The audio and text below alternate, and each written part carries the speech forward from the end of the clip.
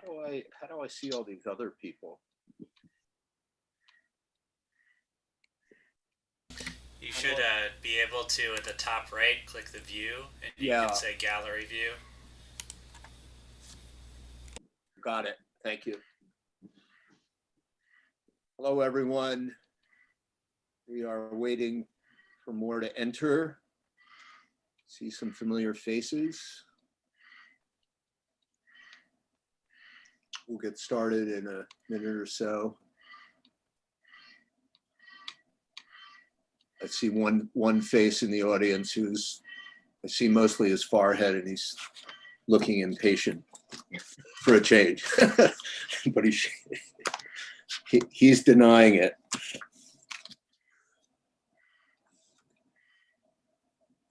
All right. So I'm just going to wait another minute and get us rolling at around 6:05.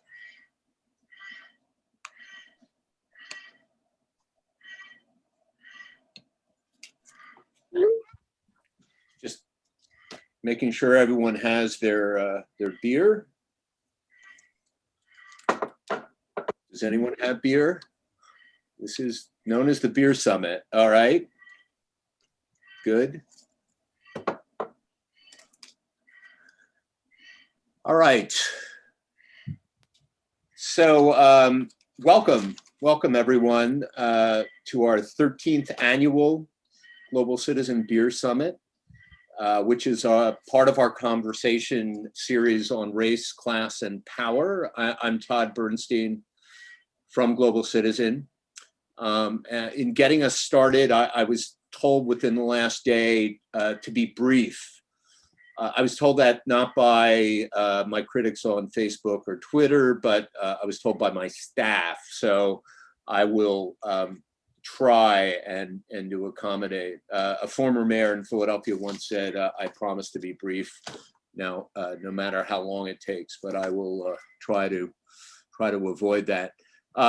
Welcome to our Beer Summit, which really isn't that much about beer, but it's marking the anniversary in 2009 of the arrest of Professor Henry Skip Gates of Harvard by Sergeant James Crowley at his own home in Cambridge, Massachusetts, as he was returning from a trip to China. It was a sort of a celebrated, not celebrated in the good sense, but caused a sort of a national stir and debate about profiling and the general treatment of Black folks. Tonight we generally have a theme, and it will cover to some extent critical race theory, what it is, what it ain't, why it's important. And if you can see, we're absolutely thrilled to have as our special guest conversationalist, journalist, Erin Haynes, who I've known of for many years. She first, from when she was the national reporter on race for the Associated Press, she recently was named editor at large, starting the newsroom, The 19th, which is a new nonprofit independent newsroom focused on gender, politics, and policy. And she also, many of you may recognize her as a almost daily I love McDonald's on MSNBC, and we're all excited that as a Philadelphian, she recently was named, really starting as a contributor to a new project at the Philadelphia Inquirer called A More Perfect Union, which she will tell us about shortly. I just want to tell people that we are recording this event. We are live streaming on YouTube, and the link to that can be found on our homepage at globalcitizen365.org, where anyone else can also go into the Zoom. There is a donate button there for our work at Global Citizen and our year-round programs around promoting racial and social justice. And I think Campbell, our moderator, our executive vice president of Global Citizen, said that there is a button in our chat. So with that, in the interest of brevity, I want to turn it over to David Brown, our board chair at Global Citizen, who wears many hats. Reverend is one of them. He is a professor at Temple University, former advertising business owner, nonprofit leader, activist, but most of all, he is my good friend of decades. So with that, welcome everyone, and David, take it away. Thank you so much, Todd, and thank you everyone for joining us this evening. I am really looking forward to this conversation. I tried to get all my fanboy geekness out when I first met Erin. I've known her work for some time. I'm really looking forward to the conversation. A couple of quick ground rules, if I could, just so we can get right to it. One, our audio is going to be a lot better if everyone stays muted, with the exception, of course, of our speakers. There will be an opportunity for folks to kind of plug in. The way we're going to try to do this in terms of managing our time together is that Erin's going to give us a good kind of 10 minutes on her perspective on things. And if you haven't Googled her already, Google her away, because just certainly something that Todd had mentioned already about founding the 19th and the work that she's done there, and certainly the work that she is doing with the Inquirer around a more perfect union. I'm so pleased because I do some work with the Inquirer as well, and being able to do this type of work in a period of time in which we find ourselves is not only important, it's relevant, it's going to have an impact, and certainly hear it from a chief architect like Erin is going to be very, very important. So like Todd, I'm going to move out of the way so I can yield to Erin. I would also urge folks to please use the chat feature. I'm going to be looking at, I should have started this before. So first, with Erin going ahead to kind of give her insights, around 6:30 or so, she and I are going to have a little bit of a back and forth in terms of questions that might tease out some more of her insights on things. When we get to the top of the hour, Erin's is kind enough, she's going to stick with us. So I'm going to be monitoring the chat. Our friend and colleague, Campbell Bird, is also going to be monitoring the chat so we can have some conversation to be able to pepper things through. I would say that when we get to the top of the hour, we really do want to focus on solutions. What will we be doing with all the information that we're going to be sharing and the insight that Erin's going to be sharing in terms of moving forward, whether we're doing that within our institutions or whether we're doing that individually. So without any further ado, let me introduce to some and reintroduce to others, Erin Haynes. So glad that you are with us. Thank you so much for joining us. I am going to get out of the way. So the floor is yours, young lady. So have at it. Oh man, thank you, Todd. Thank you, David. Thank you, everybody who is tuning in tonight.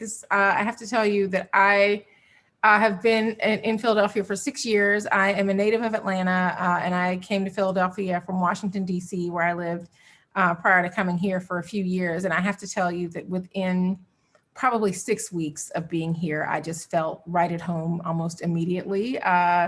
I cannot confirm that my arrival, in addition to the Pope's visit to the city, had anything to do with the momentum of the past several years, but I cannot deny that either.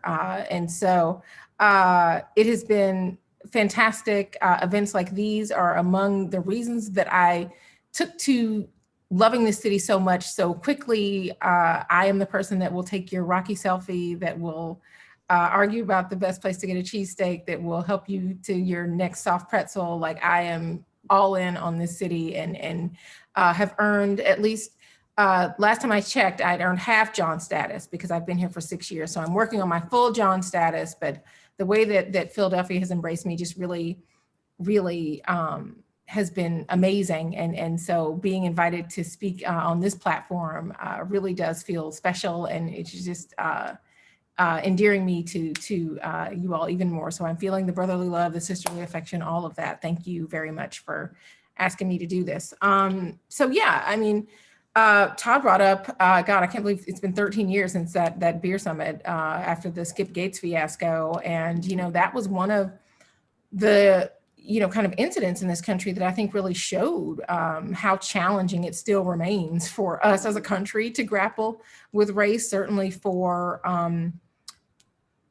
folks even in the highest offices to navigate race. And so if our leadership is still struggling with how to deal with this, we know that it certainly just kind of points to the challenge that remains for a lot of us to, but also the opportunity for us to really get more comfortable, especially given everything that we've seen happen in the 13 years since, right, around race and the legacy of race and racism in this country. And so I think any opportunity that we have to be in community, to be having these conversations is an opportunity to do better and, and an opportunity for us to go forward from here and to continue these conversations, whether anybody is watching or not. So, with that said, I can tell you that I am somebody that's been focused as a Black woman in America before I was a Black journalist in America. I've been focused on, issues of race in America for most of my journalism career. Like I said, I'm a native of Atlanta, which means that you kind of can't go very far without having to think about the legacy of the civil rights movement, obviously the birthplace of Martin Luther King Jr., but also John Lewis was my congressman when I was growing up. Andrew Young, Ambassador Young was mayor for a time when I was growing up. And so, race definitely loomed very large over my hometown. It was a place where we talked about race a lot, even though, the city nickname is the city too busy to hate. I mean, I think it was because of that moniker that a lot of people did feel comfortable having a lot of those kinds of conversations, across racial lines, across age, gender, you name it. Atlanta is a place where, a lot of people felt like it was a safe space to talk about some of those things. And so being able to grow up and do that, I think has served me well, personally, as well as professionally. My first job in journalism, I'm not really somebody who grew up thinking that I was going to be a journalist. Like, some people, talk about it, being born with ink in their veins or whatever. That was not me. I was literally in college, needed to pick a major. My mom's kind of like, hey, what are you going to do with your life? And, journalism felt like a good mix of probably my interests, which is to say that I was very nosy and I wasn't a bad writer. And so tried my hand in that, but, my school paper wasn't the best. And so I found my way to the city's oldest continuously publishing Black newspaper, the Atlanta Daily World. And it was probably the formative experience of my life in journalism because the year and a half or so that I worked at the Daily World, which was owned by, a storied Black family that had been publishing that paper for, more than 60 years when I came there. They were really focused on presenting a holistic view of the Black community, right? So, I was covering also in Atlanta, everybody from the mayor to the police chief to the district attorney to the local business owner was a Black person. And so people in authority were Black. They frequently were front page news. And so what that told me pretty early in my career was that stories about Black people, about the Black community were important, that they mattered, that I shouldn't really have to, make the case for why I should be telling certain stories about people who look like me. And that, those stories should be a part of, the conversation about our community and about our city. And so knowing that at a very early stage in my journalism career was very helpful to me. And so I took that with me as I got internships and then eventually got my first journalism jobs. I remember, so my first actual newspaper job was at the Orlando Sentinel. So, went to Central Florida. And even though I was officially kind of covering county government, I would seek out other stories on issues like felony disenfranchisement or writing about the historically Black colleges in the area, or, even just writing about, community members who just their everyday kind of dignity and strength and what they were adding to a place. People who really, their stories had been kind of untold in that paper because, there weren't a lot of people who looked like me who were working there prior to me being there. And so I tried to be that voice, kind of wherever I have been. I'm not somebody who kind of felt like that kind of coverage pigeonholed me as a journalist, because I frankly am somebody who believes that race is the unfinished business of our democracy, and it frankly is the story of our time. And I believe that before the events of January 6th, before the 2016 election, before Barack Obama was elected the first Black president of this country. Like, I really do believe that, we have been overdue for a reckoning around these issues for a long time. And to the extent that journalism can help to bring that about, like, that is what I wanted to do. But I will say this, early on in my career, I thought that I would be covering kind of the progress of the civil rights movement, the gains that people that I interviewed, like John Lewis or Andrew Young or Joseph. Erin, Mhm. I want to interrupt just 1 second. Yeah. I'm trying to communicate with Campbell. There's something going on rather distressing here in this. Yeah, I see somebody's trying to hijack the conversation, which is unfortunate. The Alexis Hart. Campbell, can you make sure this person is removed immediately? Yeah, they've already been removed. Okay, I still see. Is there any way of? I'm working on it. It's Okay. being shared in the chat. All right. I just want to apologize to everyone. Teachable moment. It is an unfortunate aspect of Zoom life. I will tell you all. It is not the first time, unfortunately, that something like this has happened. And it is distressing. I'm sure if this has never happened to you all, that you were pretty distressed over that. It is definitely unfortunate. Apologies.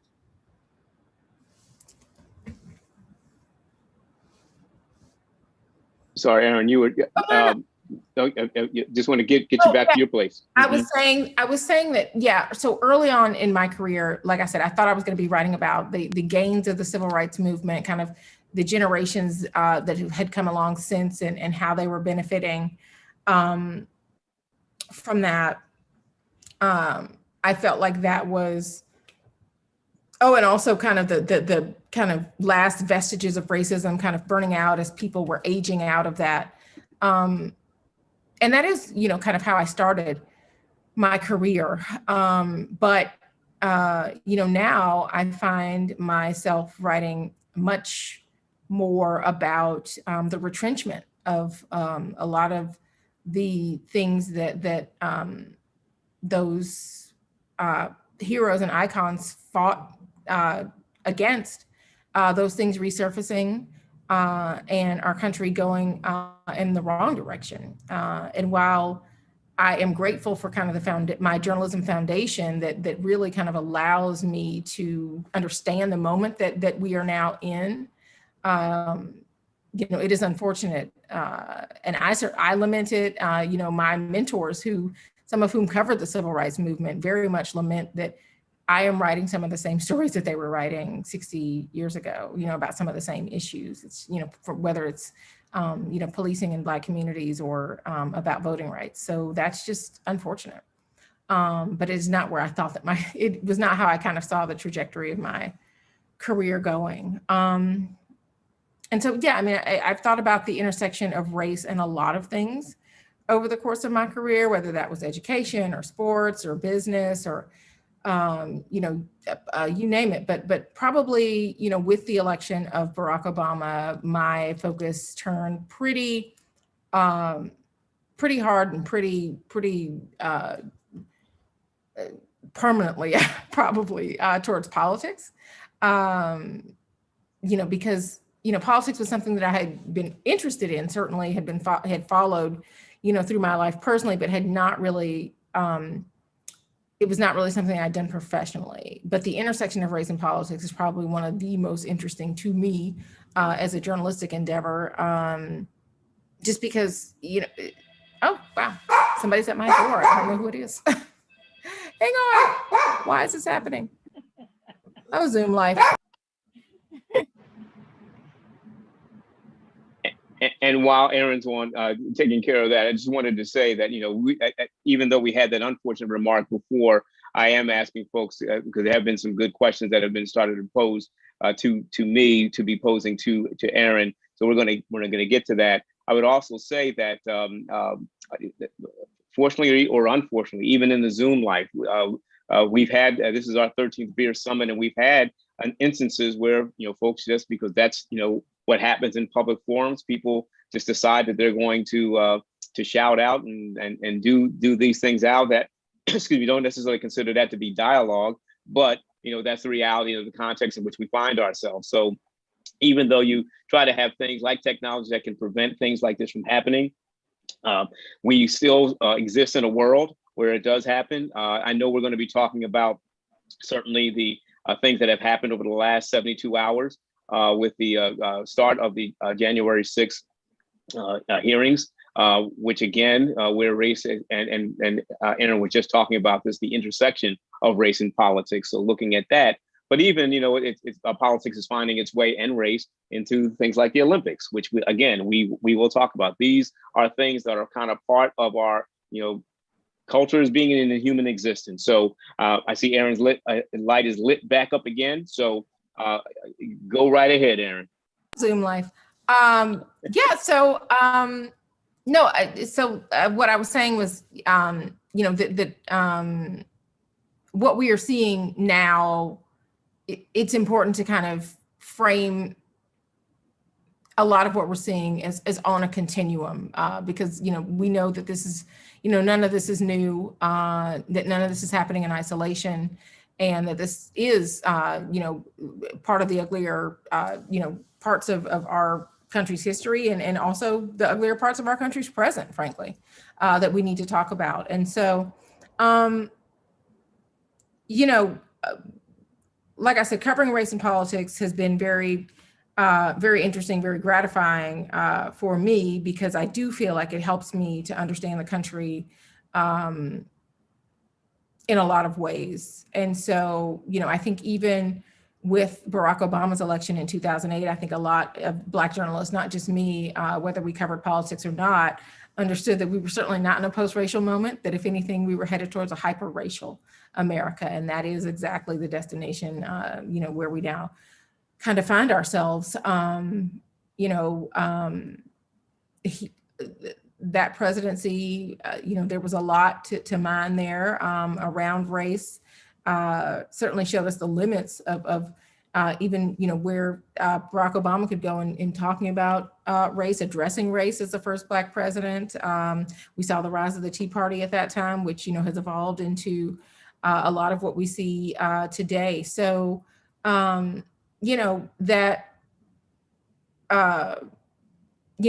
President Trump was Barack Obama's successor. I don't think that necessarily came as a surprise to a lot of people of color in particular, who kind of saw the trajectory of the country at the time and saw that it was at least possible, if not,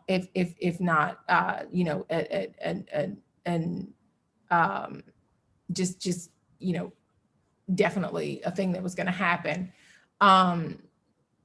I think, a lot of times, and other people have said this too, the history of this country is that, there really is no racial progress without racial backlash. And, that is not to say that every single, person that voted for the former president was a racist. I certainly do not believe that at all. But certainly there were a plurality of Americans that were okay with racism, or were willing to overlook it to the exclusion of whatever the issue is that they wanted that allowed them to vote for the president and kind of give him a chance to say, oh, kind of let's see what happens, even as a lot of us kind of knew who he was, but learned a lot about who we were as an electorate as a result of that choice. So, the 2016 election, obviously you had Hillary Clinton as a Democratic nominee. That was historic. It was also very interesting because you had a lot of people, and I covered that race, and I talked to a lot of voters who told me that it wasn't that they wouldn't vote for a woman, they just couldn't vote for that woman. And so it's like, okay, so that's how we get to, 2016. Fast forward to 2020, you had the most diverse group of candidates the Democratic Party had ever fielded in terms of race, in terms of gender. And yet you get to the end of a primary and you still have two white men in their 70s as your nominees. That was just so interesting to me. From a racial standpoint and from a gender standpoint.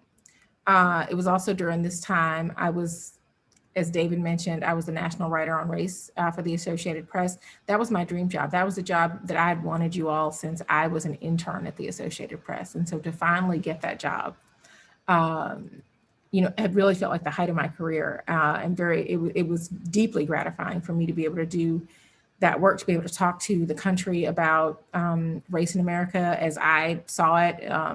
I loved doing that job. And yet I was still very frustrated that as an industry, we were not doing a better job in talking about race, that it was falling to people like me who were the race writer in a newsroom to tell those kinds of stories when I felt like, again, if it's, routinely you look at like the top 10 stories of the year, most of them would be related to race. And so if it's just kind of good news judgment to be covering these stories, why would they be relegated to only a team or only an individual to write these stories for an entire organization, right? So that was frustrating to me.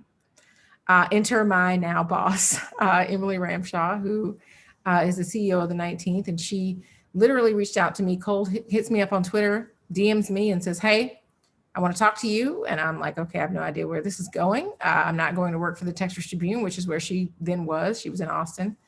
But we had a conversation and she laid out for me her vision of a newsroom that was going to be focused on women and politics and policy.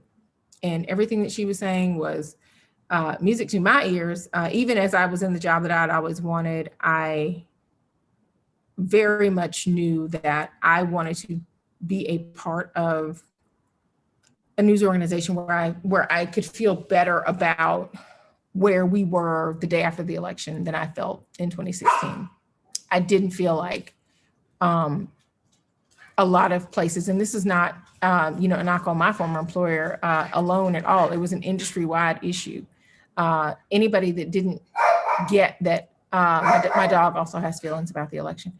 Anybody that didn't get that the 2016 election was about race really missed the point, missed the story of that election, in my opinion. And I felt like there were too many news outlets that were willing to make that same mistake again. And I knew that was going to be the case because, too many politics teams, too many newsrooms, honestly, are still too white and too male.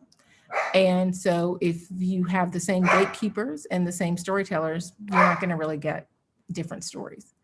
And so I felt like for me, the best and fastest way to try to change that was just to start over.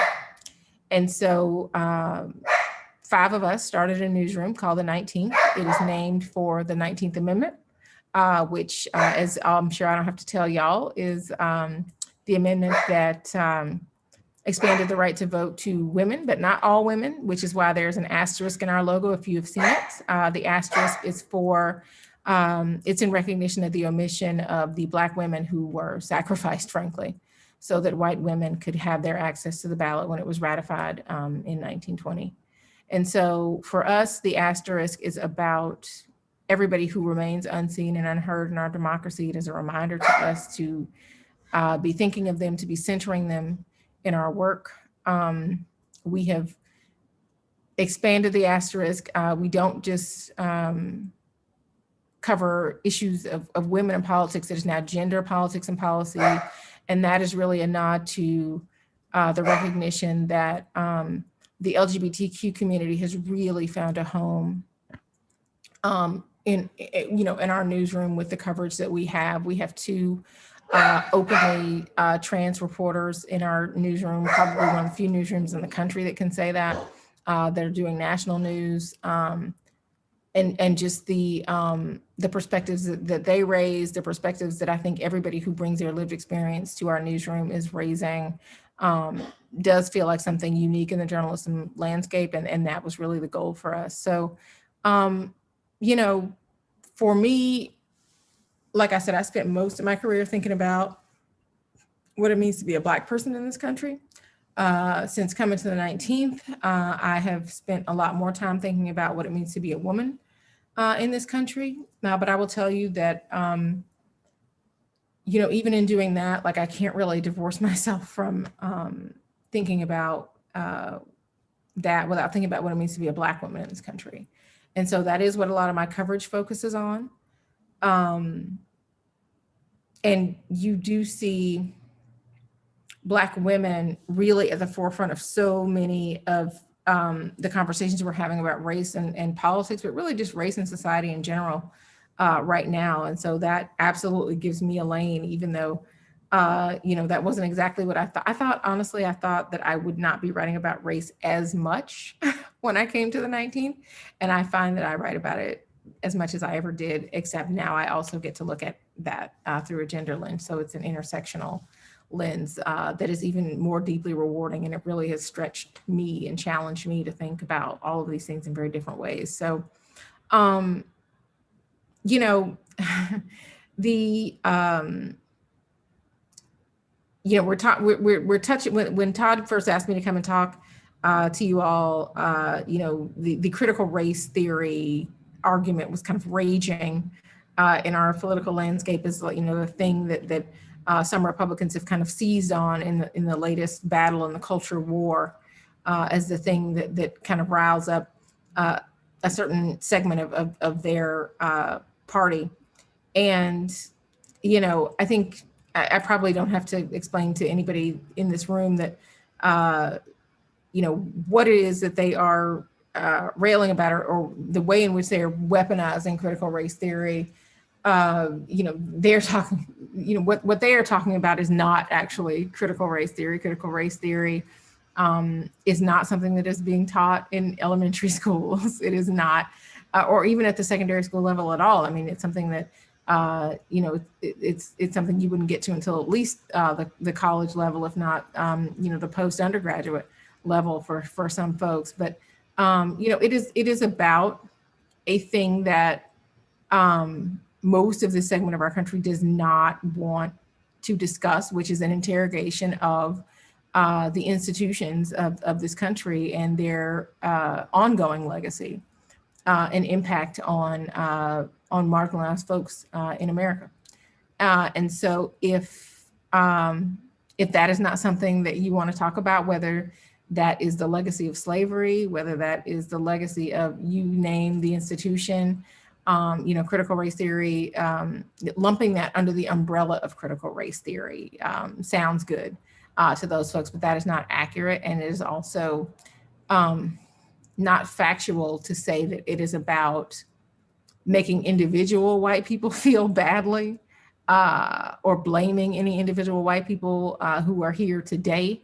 You know, and even for folks who, you know, kind of do make that argument, because I think you have seen some people making that argument in some of these, you know, like, you know, board of, you know, school board meetings or wherever we're seeing kind of these viral videos. You know, I wasn't there, it wasn't me, it wasn't my relatives or whatever. You know, the reality is that there are people who benefit from this legacy, just as there are people who are harmed by that legacy. And if we cannot be honest about that, then, you know, I think that is harmful to our democracy, and it does prevent us from moving forward. And I think that is really, I mean, critical race theory is part of this broader conversation around, you know, kind of whether we're going to be honest about race in this country and racism and the legacy of racism in this country.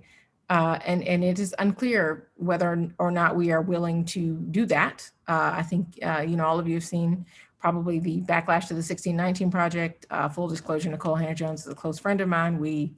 I certainly have been supportive of her kind of through the ordeal that she has been going through. But I mean, people's reaction to 1619 says, you know, at least as much about it as the work itself. which is, yeah, and some of that reaction has been unfortunate, and just continues to affirm an unwillingness by too many Americans to confront our, the totality of our history. For me, like I said, I've been in Philly for 6 years. Personally, I just feel like you can't live here without just being very aware of, history, just kind of bumping up against the present every single day, right? I mean, you can be, in Center City one minute and you can be walking on cobblestones the next minute. Like it's that present for us. And, I think a lot about, even before last summer with the National Reckoning, a lot about what it means to be a citizen here, a lot about what it means to be an American, about who gets to protest, right? I think about all of those things from the perch of this city in particular, because this is where our founding documents were written and signed. And, there were a lot of folks who were excluded from those founding documents, right? And so we know that our democracy has always been a work in progress. That is work that I am hoping to facilitate with the project that I've launched at the Inquirer, A More Perfect Union, which I took on in addition to my day job because it felt that important to me. After the National Reckoning last summer, the thing about being a journalist is, when things like that happen, when Charlottesville happens, when January 6th happens, you have a lot of Americans who are feeling, who will feel very hopeless, who feel like they have no way to respond, who don't feel like they have control over kind of where we're going as a country. And, as reporters, a lot of times, it's not that we don't have those feelings, it's just that we can channel them into our work.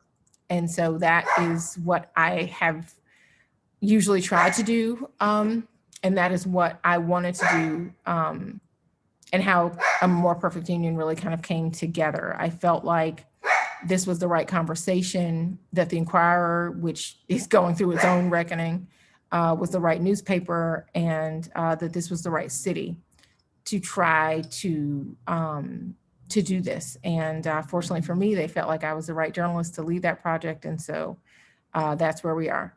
But I'm going to shut up now because you guys probably have things that you want to ask me. And I know David probably does too.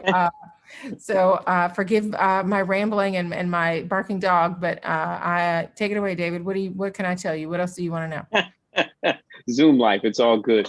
No, you just, as a matter of fact, just hit on a couple, and I'm going to, again, continue to urge folks to continue to share in the chat. You just said the word that keeps coming up in even in some of our discussions about the hopelessness that it sometimes feels like. And you had mentioned before that it's like at times feeling like you're going over stories that were written some time ago, right? And the kind of retrenchment of it all. So, and I'm going to, the problem is asked, I posed a great question. I'm going to just say it because it's easier for me to read that than to because I think it was so eloquent, because it looks like these efforts seem to be well-funded, white male dominated, able to kind of move some things. So how then do we, and you just mentioned this, Erin, the fact that you're leading two institutions, two organizational responses to this, that while they are, I'm sure, funded, but probably not as much funded as you need to be, and certainly not as well funded as some of the other side. So is there a way to kind of place all of this into context that makes it feel less hopeless? And that's both from an institutional as well as an individual perspective. Yeah, I mean, look, I think that, I mean, you both are definitely right. I mean, the backlash is big and it is well funded, but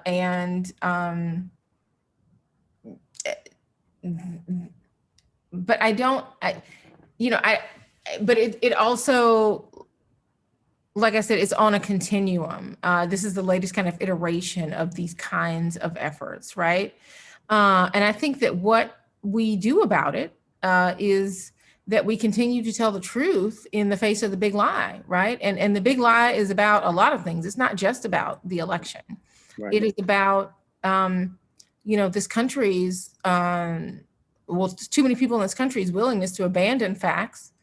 And so, those of us who have not done that have to continue to push back. And that is the thing that we can do, that we must do. If we are interested in preserving this democracy, this society, the truth is definitely a huge part of that fabric. But we have to tell the whole truth as well. And I think that there are people who recognize that we're in a moment now where that is possible. The pandemic really exposed so many things that were, already there way before the pandemic. And there's so many different groups of marginalized folks in this country who are just saying, we're not going back to where we were before the pandemic. There will be a new normal going forward around coronavirus and around everything else, right? And definitely around race, but around gender as well. People are saying that too. And so I think that it is important for us to continue to tell the truth in public, to continue to call this out. I was telling David and Todd before we went live here. I mean, I was riveted by the insurrection here yesterday, hearing from those officers. It's been 6 months, and we have not been talking about this. We've not been covering this on a daily basis, as alarming as the events of that day were. The idea that this could be somehow already fading from our memory is not a good thing, especially when we haven't even gotten to the bottom of what happened then.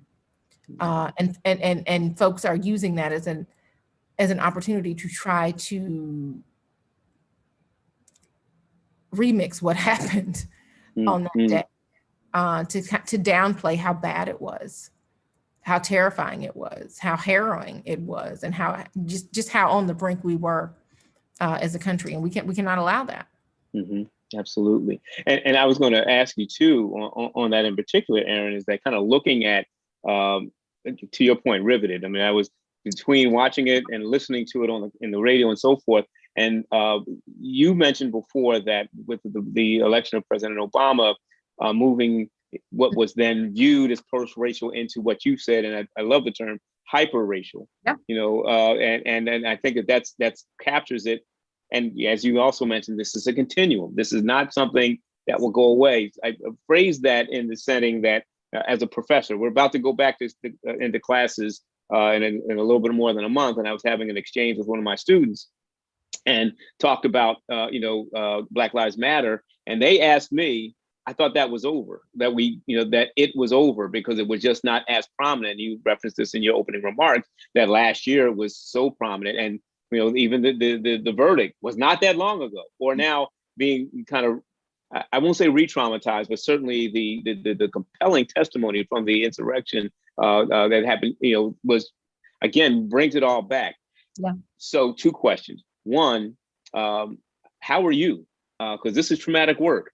And I know that you, and not just you as a journalist, but as a human person, feeling sometimes traumatized and just exhausted.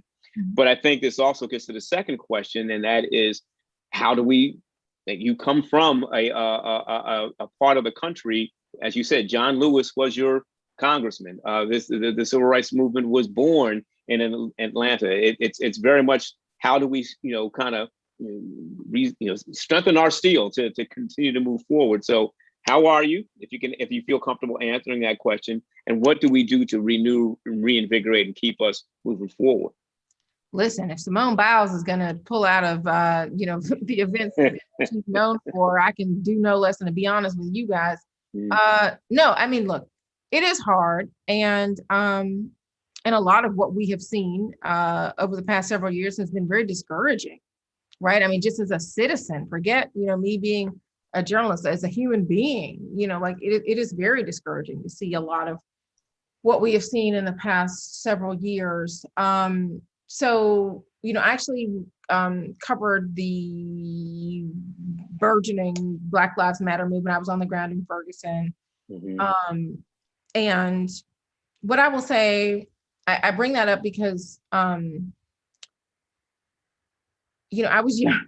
I was younger and less wise, less grizzled than I am now. And I think, then we were really just going out there every night, covering the protests, getting tear gas, running from, law enforcement that was, rounding people up, regardless of whether you were a journalist, a protester, somebody who was looting, whatever. They were not discerning between those folks after the sun went down, if you were still out. And so it was very precarious. But it was traumatic. And we were just doing the work night after night, not dealing with how we felt about that work, not really talking to anybody about that work, except for maybe the other reporters who were there on the ground, but not really. It was kind of more of a gallows humor. If there was any, it wasn't really like a "how are you doing" and do you need anything kind of thing, right? And so that manifested in a lot of ways for a lot of people later, in ways that were not good. And so, those of us who lived through that and unfortunately are still writing about the unrelenting killing of Black people by law enforcement and vigilantes in this country, are trying to do better by each other and for ourselves, so that we can continue to do this work. I mean, first of all, shout out to my therapist. She probably would be in here if I'd given her the link. I mean, she supported with me. Seriously. I mean, I was in therapy for maybe a year before she's like, look, I got you on Google Alerts and you've been covering some heavy stuff. Like, talk to me about that story you wrote. And I'm like, what are you talking about? That was like a week ago. Like, I've moved on. I've written, and like, no, like that it was hard for me to read. So I'm wondering if it was hard for you to write. And I hadn't really, I really don't spend a lot of time unpacking the stories that I'm doing. I felt for a long time that me just doing that work and bearing that witness was enough. That was a way for me to kind of deal with whatever it was that I was writing about. But it's not. Like, I am a person and I'm affected by these things, and I should talk about the ways in which I'm affected by them. And so I do now with her help. So I'm very grateful for her to be doing that with me.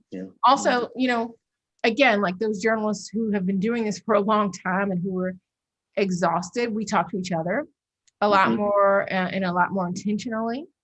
And also, I have a lot of mentors. So I am a member of the National Association of Black Journalists, the predecessor organization to that, the Philadelphia Association of Black Journalists. It means, like, unlike, say, an NAACP or an Urban League, like most of our founders are still alive. And I get to talk to them whenever I want. And I do. And I ask them a lot, especially when things are very hard. I will ask them to tell me a story about when they had to cover a protest or a riot or a bombing or something that happened, 50 or 60 years ago, or, during Jim Crow or during the civil rights movement. Because, I think a lot of us ask ourselves kind of what would we have done if we had been around? Well, we don't ask ourselves that anymore. Like, it's here. It's here. Yeah, absolutely. And we can all make that choice, but hearing from people who were there, and knowing that, they did it not knowing if the work that they were doing was going to bring about the end of anything. Right. What was important was for them to tell the truth and to bear witness, so that when people like me did come along and we read their stories, we would know what happened. Like, it's important for me to know that people that come after us will have an accurate accounting of what happened, because in part of what I tried to do here. Absolutely. And big shout out to therapy and therapists, as if I am a big fan and consumer. But there's a great question that Alexandria actually has posed. That's kind of two-part that I'd like to put out there. One is that, and this might have been a question that may have come up during your therapy sessions, is that, what is something you wish someone told you when you were first entering the field of journalism? Hold that thought. The other one kind of relates to the other thing that you mentioned, and that is, looking at folks who are coming up in the field and not necessarily wanting to be part of the mainstream media. I look at the 19, I look at a More Perfect Union. These are institutional responses that are creative and innovative approaches. What then do we kind of talk to or advise folks who are coming up or actually trying to change the game in terms of telling their truth? So the younger Aaron coming into it, and also the innovations that we're starting to see that are not necessarily viewed as mainstream media. Yeah.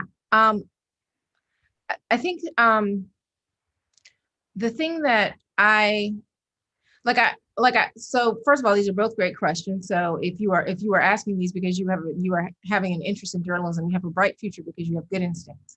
I would say, the thing that I wish that if I could tell whatever 24-year-old Aaron a piece of advice, it would be, to bring your full self to the work, because it is not a liability for you to do that. It is an asset for you to do that. It makes for stronger storytelling, and it gives you a perspective that nobody else has. I mean, I tell young reporters all the time, your lived experience is your superpower when it's being a journalist, because everything that makes you up, every experience that you've had, all of what you have lived through, the community that shaped you, the people who have loved you, like that makes that gives you the lens that you have to tell the stories that other people are not necessarily going to see. So I thought a lot about being Black. As I've gone through my career, there came a point where I came to understand the value of my being a Southerner, the value of my being a woman, the value of me being born at the time that I was born in this country, like all of these things that have shaped me. The value of having a single mom or a mom who voted in every single election for my whole life, who took me to register to vote when I was, 3 days after I turned 18. Like all of these things, like, are in my mind when I'm thinking about stories and who I want in those stories. So that matters. And every single one of us as journalists, brings something different to the work based on who we are. And that is a great thing that I don't think enough people tap into, especially when we are younger. As far as the other thing, the great thing is it is wide open right now. I mean, it is wide open. And for people who want to try to do something different, I mean, you can try it. Now, there are also, I feel like, more resources than there ever were before to support those kinds of efforts, to support freelance. There's a lot of grants out there, to support folks who are trying to do certain work. And so, I would encourage you to look up, any of the philanthropic organizations, the Ford Foundation, the Knight Foundation, depending on the kind of journalism that you want to do, whether that's maybe health reporting or business reporting, sports reporting, like if there's specific grants for that. As well, I think that can be helpful. Any of the journalism organizations of color tend to be a resource, especially for jobs, careers, grants, other opportunities like that.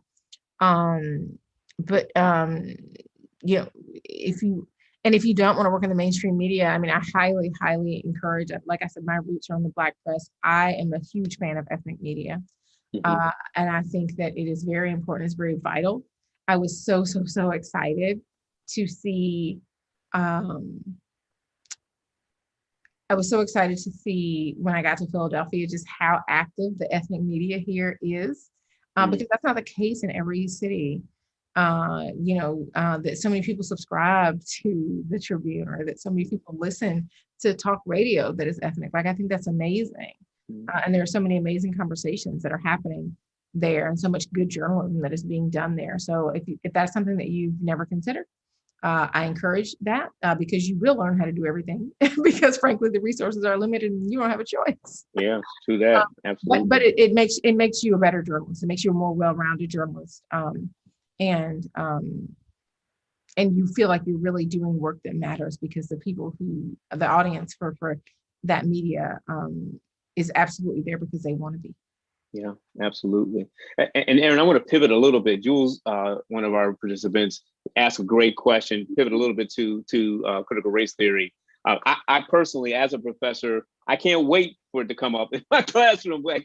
Let's talk about it.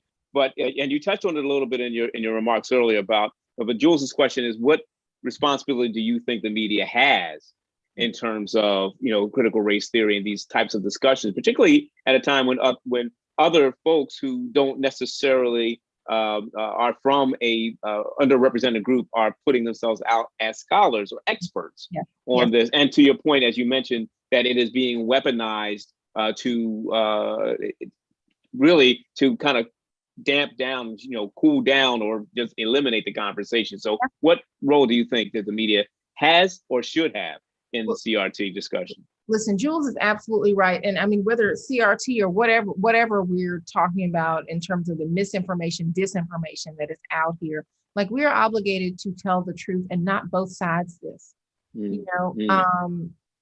When folks, platforming folks who want to talk about what critical race theory is not, that's not journalism.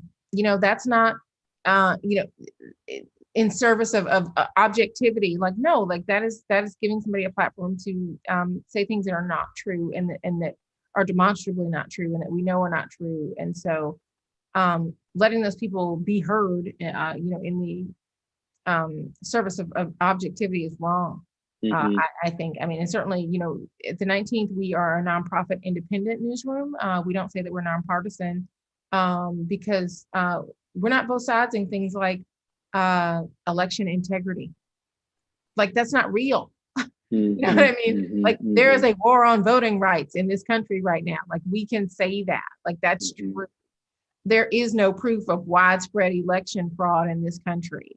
So, like, allowing somebody to say that is not something that we're going to do in our newsroom.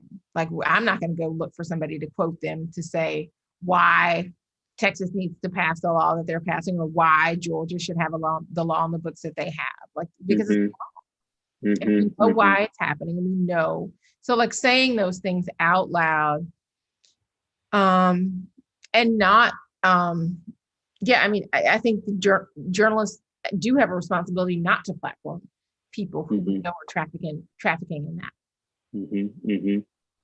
Absolutely. This actually brings up a question that Gina P had asked a little earlier. Let me just shout out to the rest of the folks who are on the Zoom. I know we had indicated that we're going to open it up, but I want to keep those questions coming as we're able to kind of flow some things and keep this going. As I said, Aaron, thank you again for hanging with us. This is important discussion that evolves as it goes. So Gina wanted to know, as a journalist, have you covered events or forms of media that intentionally bring opposing perspectives together? I think, as you were saying, being on the ground at Ferguson, I mean, it wasn't like an intentional, you knew you had opposing forces, but also to your point about being able to kind of recognize how to hold up truth on both sides.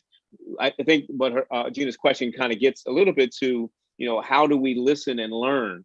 Opposing sides, if we're not shouting at each other, we can learn from opposing viewpoints. But I think she also asked a really good question about, can something like this model of being able to get opposing views be replicated in smaller settings like communities, as you mentioned? So talk a little bit about that in terms of how to kind of separate the wheat from the chaff a little bit, knowing that there will be opposing views, but still trying to get to the truth. Absolutely. Gina, thank you for that question, because, that is necessary. It's certainly, conversations that we're trying to facilitate at the 19th. We do have events, in addition to our journalism, where we are trying to create the community that we want to see in this country around a variety of issues. Civility is necessary, for those differing perspectives. Like, certainly I, tell people the 19th is a home for whoever wants to live here, whether they want to live there or not. Like, everyone is welcome, as long as you are operating in good faith and wanting to be here because you believe in this democracy and you believe in everyone's right to participate in it, right? And so we certainly try to foster those conversations and be as proactive about that as possible, with a diverse range of voices at the table when we do talk about different issues. I'm trying to think. I mean, in Atlanta, certainly you could have diverse folks in the room trying to tackle issues And so I did cover quite a bit of that when I was in Atlanta, writing about race. Back then it was called the Urban Affairs Beat, but we know what that means. Sure. Code. Exactly. Mhm. I wrote about, a lot of these conversations were facilitated by like some of the civil rights folks that I mentioned earlier.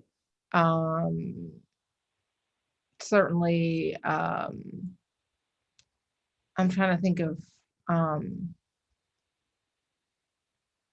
maybe incidents or times when it was like when people were bringing people together in that way. The Civil and Human Rights Museum in Atlanta is a place where that kind of listening and learning was happening. They were trying to convene those kinds of conversations in that place. But no, the bottom line is it does need to happen more. It's not happening enough. And you can tell because, people are not feeling very empowered to be able to talk about these things. And also just the polarized nature of our politics right now. People don't feel like they can share without being shouted down, without being canceled, without, just being told that their view is not welcome or just not given. People are not feeling like they really have the grace to get to a place of understanding. Absolutely. And so we want that, and we want that to be an ongoing thing, so that it's not just happening in times of crisis or in reaction to crisis, right? Yeah, absolutely. A couple of quick things. This is to everybody who's on the Zoom. What we're going to do, if you have a question that you'd like to pose, send it to Global Citizen on the chat. That's actually Campbell Birds under that moniker. And you can ask that question to Campbell, and he will then pose it to us. So that will be a little bit of a clunkiness, but it will be able to kind of facilitate some things a little bit easier that way. But I did want to ask you, Aaron, and this actually came up from actually a good clergy colleague of mine who's on the call, Reverend David Tatkenworth. I feel like I'm on my radio talk show. We hang out in West Philly all the time, but I'd love for you to talk a little bit about where you see this going. As you said, this is a continuum, and particularly, and I know a little bit about this because I'm working with the folks in the Inquirer, but where do you see a more perfect union going? What's happening, what to see, and so forth. And thank you, Wanda. She put in the chat the link to a more perfect union. But I'm also talking about your work writ large, beyond more perfect union in the 19th. Where do you see things going? And I say that to reflect back the words that you said, that when folks were doing this 30, 40 years ago, they didn't know where it was going to go, but they were doing it anyway. And you may not be able to prognosticate and say this is where it's going, but I think your perspective is important from that viewpoint. Yeah, look, right. So, yeah, there are folks who do this work who can do this work their whole life and nothing necessarily changes. And then there are people who are right there when the history actually is being made, when it actually is happening. Like, I do believe we're living through a historic moment, even right now. And I do believe that there is a momentum here to be harnessed to continue to push us forward in the right direction. The multi-racial, multi-generational, multi-gendered coalition that I saw in the streets of Philadelphia last year struck me very deeply, and was something that, frankly, I had not seen previously in the Black Lives Matter movement. And so I knew that something had the potential to be different. And that we needed to keep going, that now is not the moment to stop or to say, oh, look at this thing that happened last summer. And then, we just kind of move on. And so, a more perfect union. So the premise of it, if you've not read my essay, we launched our project on the 4th of July.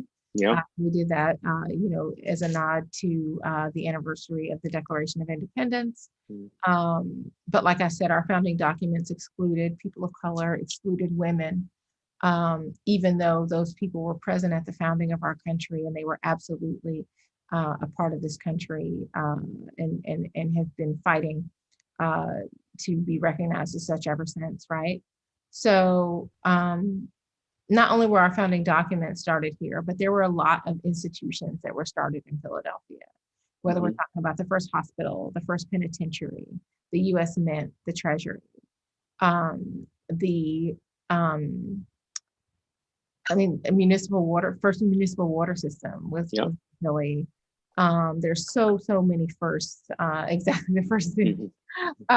So many firsts here. And, while I think that the city is proud of that, and rightly so, Benjamin Franklin was prolific, we know. If these institutions were started here, and if last summer was about a reckoning around institutions, we have to acknowledge that there was a lot of inequality, that it was also born here. And we can explain that through the lens of these institutions and their birth, right? But we don't want to stop there, because this is not a project about making people feel bad. It is a project about people understanding the foundations, the origins of our democracy, of our society, so that we can do better moving forward. We want to empower people, and particularly Philadelphians, because of our pioneering spirit. And because we claim to be, the city of brotherly love and sisterly affection. Like, we are the city that can set an example for this entire country if we want to. As we once did, we can do that again. So that is the point of the project. Like I said, I started with my essay, kind of laying out the project and kind of how I came to it. But over the next year, so from July 4th to July 4th, we're going to look at some of these institutions and do that through the lens of Philadelphians living today, and the impact of these institutions on current day Philadelphians, so that people understand that these things are connected, that it's not about history, it is about current harm being done through these institutions. And also, but with that understanding, helping people to understand that there is a way forward. Our founding documents are not fixed in history. They are living, breathing ideals that we can use and continue to improve upon, continue to expand, right? Our institutions are these things that loom very large over our lives, that we can, that don't have to be fixed. Like, I know, you see, these marble facades and old letters, and you think, oh, these it's very imposing, right? It's very, it can feel very unwelcoming and feel very just kind of, there's nothing new to be done here, but that's not true. And I know that that's not true, because, like I said, newness springs up all around that history in Philadelphia every single day. And so this is a place that makes me feel very hopeful. And like I said, the same folks who heard the Declaration being read in town halls all over the colonies, more than 2 centuries ago, like, they knew, that even if they weren't included, that those ideals applied to them. And I think that people still, that sentiment is very much alive and well here and across this country today. So that's the sentiment of the project. That is the work that I'm leading, but certainly I believe it is collective work, not just with my colleagues at the Inquirer, but really with this whole city. There will be events tied to the project, because we do want to have just the kinds of conversations that Gina was mentioning. Like, we want that. We want people to be in conversation about this work, that we want this to be work that empowers people to do something about the direction of their community and of their democracy. Absolutely. I know Campbell had his hand. That means that he had his hand up, which means he got a question that he needs to pose. So Campbell, go right ahead. Sure. Got a question submission from Roz M. That seems relevant to your comment about your project being not wanting to make, or revolving around not wanting to make people feel bad. The question is, do you think we are overusing the word racism without drawing people into discussions or leaving rooms for a real solution? No, I think when we talk about the founding fathers, and we talk about the framers, we talk about, all the origin stories about this country that make us feel good. We can't talk about those things enough. right? Like we cannot, there are hundreds of books on George Washington, hundreds of them. But when it comes to talking about slavery or Jim Crow or modern day racism, we need to move on from those things. Why are we still living in the past? Why are we still talking about, well, Thomas Jefferson and Benjamin Franklin are the past and we want to live there, but we don't want to live with the totality of our history. And so I think that is the issue. The issue is not that we talk about racism too much. We don't talk about it enough. But we know that racism is something that makes some people uncomfortable. It is hard to talk about. It is ugly. But the only way out is through. If we're not going to deal with this, then we're not going to get to a different place. And again, like, it's not, to have that conversation is not me, poking somebody in the chest and saying, you did this. But it is to say, this happened. And can we agree that this happened? And can we agree that also it shouldn't have happened? And can we also agree that there was an effect from that? And that given the opportunity, we should try to do better. It feels very much like yesterday during the hearings, folks were saying we're doing things so they will never happen again. If you don't talk about things in its totality, then how will you know it's not happening? I heard the great quote that things happen smallly, quietly, and then suddenly. Right. So then suddenly, it's an FDR quote. Yeah. Which again, to your point, it was Hitler. It was gradually and then suddenly. Right. Yeah. Right. Correct. Right.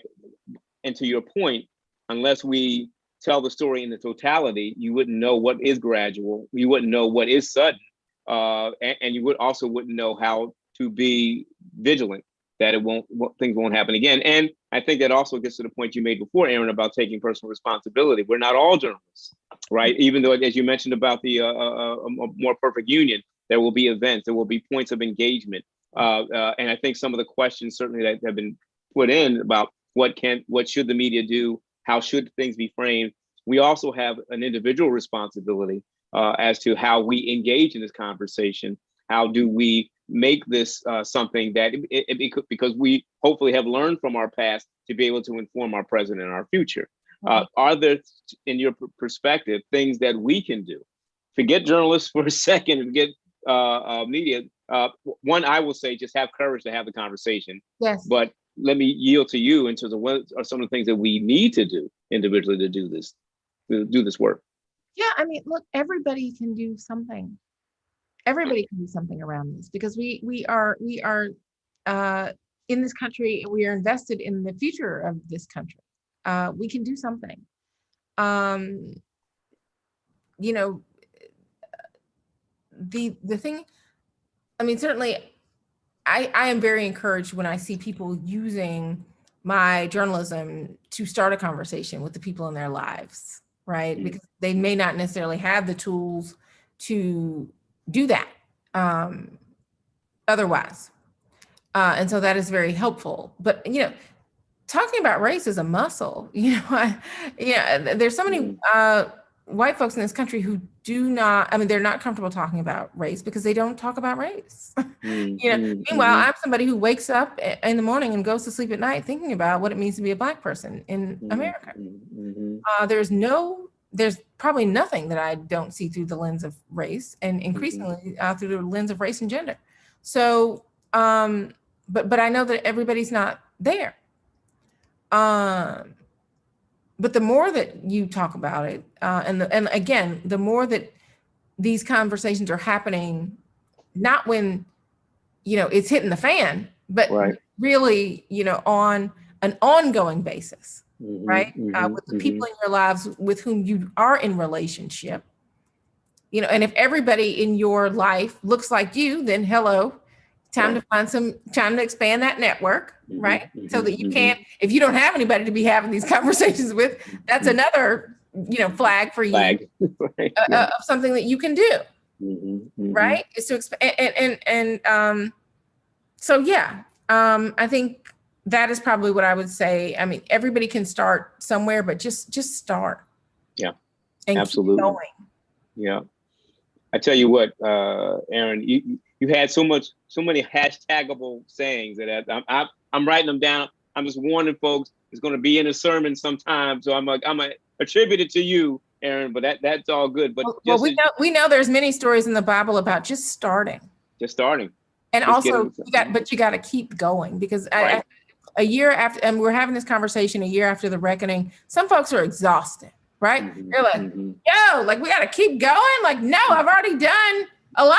Like this year was a lot. This year was a lot. Yeah. and thank you for, for everything that you did in the last year, but like keep going. This Absolutely. is a process. It is hard. You're not going to get everything right. Sometimes you're not always going to say or do the right thing. That's okay. Yeah. Keep going. Yeah. Keep going. As a matter of fact, if folks are not watching the chat, I'm just very quickly, Saeed's comment about change will not come without truthfulness, and truthfulness can be painful, because yes, it is, number one. And Francis C., racism may not be your fault, but it is your responsibility to end it, right? 2 snaps, right? So, Aaron, just in the interest of time, I'm going to yield to you for any remarks that you would have. Then I want to reintroduce Todd, who's going to kind of close things out. But I'm just so honored to have been part of this conversation. But again, let me give the mic back to you for anything that you want to say that kind of close things out for us. Well, I think what I would say, David, is I'm so encouraged by the faces that I'm seeing on this Zoom. Again, multi-generational, multi-racial, multi-gender. I mean, that makes me very hopeful about where we go from here. I think that this should be, for those of you, some people, this may be just the latest example of the kind of community that you are already a part of. If this is your first time being in this kind of community, like go forth from here and feel empowered to keep this kind of community going. It doesn't have to be in a Zoom call like this. It can be, a cup of coffee with somebody who you want to get to know better, or who you want to talk to more about this, or who somebody else who cares about this kind of stuff. Again, there's no step too small on this that we can take to get started and to keep going, because that is what we can do to make us feel less hopeless and less helpless about so much of what we see that is not positive and is not productive that is happening in our democracy and society right now. I know that there are so many more people like that who maybe are coming to an awakening that it's time for them to literally have some skin in the game on this. Wow. Having skin in the game. That puts a fine point to it. Absolutely. Let me yield to my partner in crime on this, to Todd and Global Citizen, because I know you need to give some shout outs to the folks who have to really make this possible. And so, again, Aaron, number one, I said to you before, I'm so glad you're in Philadelphia, that you're now part of our community and the work that you're going to do. But I also think what you said before, that we can be an example for the rest of the country and possibly for the rest of the world. Yes. Let's continue to work at this to figure this out and to continue the work that has to be done. So, Todd, back to you, sir. Thank you, David. Thanks for moderating this. This discussion is always important. It's important on the anniversary of a sort of a terrible incident that happened. And I'm sorry, you need to speak up. It's hard for people to hear you. Apologies. Can you hear me now? A little better. Did you hear anything I said? Yes. Okay. So I also obviously want to thank Aaron for joining us, for your perspective and the critical work of journalism you do every day to shed light on these issues, particularly around social and racial justice. And as Aaron says, to tell the truth in the face of the big lie, which we deal with every day. Any day in my life would not be complete without quoting the Spanish American poet George Santayana, who said, "Those who cannot remember the past or condemn to repeat it. I think Erin reminds us of this. She does it every day on MSNBC in a role at the 19th, and we're really looking forward, I think, to what will take place in the next year with the Inquirer's A More Perfect Union. Thank you. You know, Dr. King in 1967 in his book said, "Where do we go from here? Chaos or community?" I think that's a relevant question that we can ask every day.